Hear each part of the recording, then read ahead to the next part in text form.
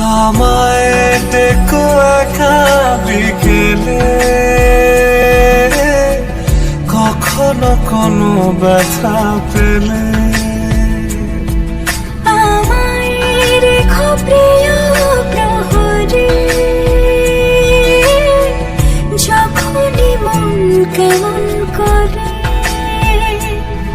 কোনো এক রূপ কথার জগতে